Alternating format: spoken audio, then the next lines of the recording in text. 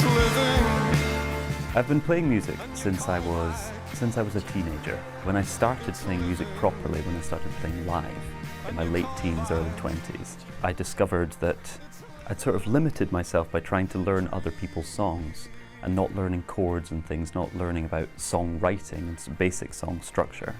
And as soon as I sort of gave myself the space to start mucking around on my own, it was as if this whole world opened up to me.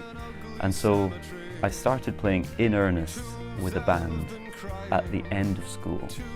And then throughout university, that just grew and grew and grew and grew until sort of music just completely took over my life. Men built like wire, thrilling sick leave, vainglorious men, fulfilling as a dry heave. I will have the words first, or the lyrical idea, the sort of seed at the heart of it, and then I'll sit down and try and write something on the guitar or on the keys. And that's always, I would say that's the most common route. Nowadays, I collaborate very closely with my guitarist, Andrew Pearson, and my drummer, Stefan Maurice. And so they will send me rough demos, things that they've come up with, musical ideas, and sometimes they'll just, that's the moment. And I sit down with my words and essentially throw the words at the canvas. So it's nice to have extra energy to go into the band. Kill me, kill me, kill me, kill me, offer me relief. Caterpillar eating all my leaves. Gosh, life is a drag for yanking my leash. Cater to me like you would royalty. We had an album a few years ago called Heavy Elevator, and that really marked a change from what had come before it. It was a departure. Previously, I suppose I'd been on the slightly more eccentric singer-songwriter path, and for Heavy Elevator, I essentially hung up my guitar and started performing on stage with just a microphone.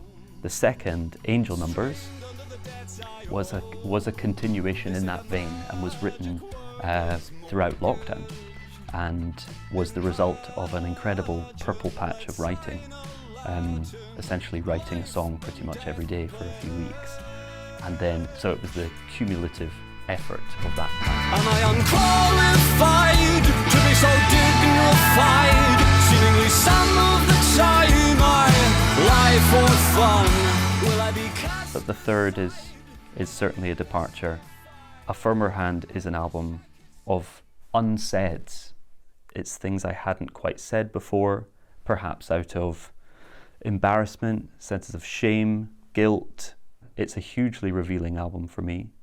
And I think it's going to prove itself to be the most pivotal album that I'll have ever written.